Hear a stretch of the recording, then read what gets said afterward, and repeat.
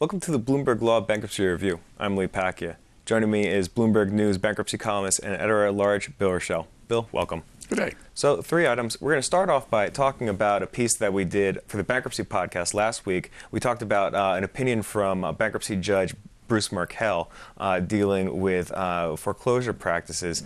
This story hasn't gotten too much traction in the media. Can you take us through why that is? Well, I don't know why it hasn't. It should. It's really important. And by the way, this was not a decision just in a bankruptcy court. He was sitting and writing for a panel of 3 bankruptcy judges on the Ninth Circuit Bankruptcy Appellate Panel. It means that the next step, if the lenders don't like it, is the Court of Appeals for the Ninth Circuit in San Francisco. So what was this case about? Now, here's what goes on. Imagine yourself buying a house or making a new mortgage. You sign several dozen documents. The 2 most important are the mortgage and the note. By the time you get home, that mortgage and note will have been sold. And probably within 3 months, it'll have been sold several times, and it'll eventually end up in a securitization trust. Now, if the owner of that home defaults on the mortgage and goes into bankruptcy, here's what Markell said, and at bottom, it's very simple. He said that if the lender cannot produce every piece of paper in the chain of title, that is to say, the original mortgage and note, as well as all of the assignments, little documents assigning the mortgages and the notes, you're out of luck. You can't foreclose, and you very possibly also might even not be able to assert the debt. This affects a lot of banks, though. You bet. And what was so important about Markell's decision was that he took a year, by the way, in writing it. He went through absolutely every step in the process, every conceivable argument on both sides of the question about whether or not if you couldn't produce one of these assignments, you could sort of fluff it and use some other document in substitution. Markell said, no, you can't do it. The Uniform Commercial Code says you have to have these assignments, and without them, you're out of luck. This is a hugely important decision because if the case situation arises anywhere else, lawyers don't have to go out and research it. All they got to do is make a copy of Markell's opinion and stick it to the back of their papers because he covered every conceivable issue. This is really bad news for the mortgage industry. The good news is, however, all they got to do is find the paper trail, or if they lost something, go and recreate it. So now what? I mean, this is going to get appealed, right? Well, my guess is, yes, the time hadn't run out yet. My guess is it's going to go to the Court of Appeals. And if they choose to take it to the Court of Appeals, it's a real crapshoot because if the lenders lose again, then you have extremely high authority for this proposition that you have to have the chain of title. Interesting story. Let's jump now and talk about the Borders case. The debtor is fighting for their life. Where do you expect this case to end up? Are we going to seek a liquidation, or can this company restructure? Well, I think there's a good chance that some part of it is going to survive. I sure hope so because, you know, Lee, the jobs of thousands of people are at stake here.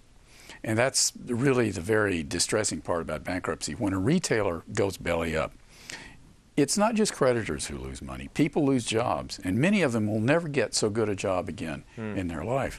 In this instance, the tension here is as follows. It's going to be an auction on the 19th of July because Borders has got to do something to get this case over with.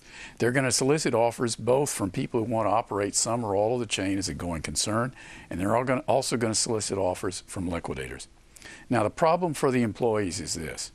It is possible that liquidators might offer more to the creditors than a going concern buyer.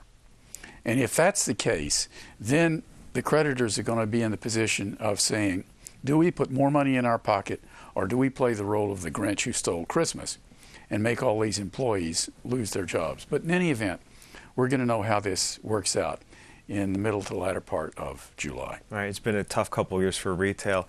Given what we've talked about on the podcast last week, I'm starting to think we're seeing a similar situation in family dining establishments. Perkins is in Chapter 11, and now we have word that Buffett's might be making a second trip to Chapter 11 sometime soon. That's right. Don't know about Buffett's, but the picture ain't so good.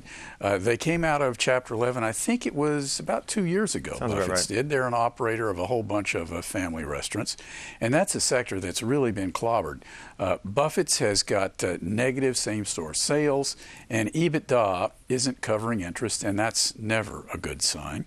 So, you know, that's a company at least you got to put on your list of companies that might need bankruptcy in their case, a second time.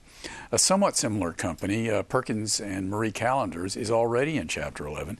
That's a family dining restaurant. And, you know, really, Lee, that's a tough business now. If you take a family of 4 to one of these restaurants, ain't no way on earth you're going to get out for $50. In fact, it's going to be a lot more than that.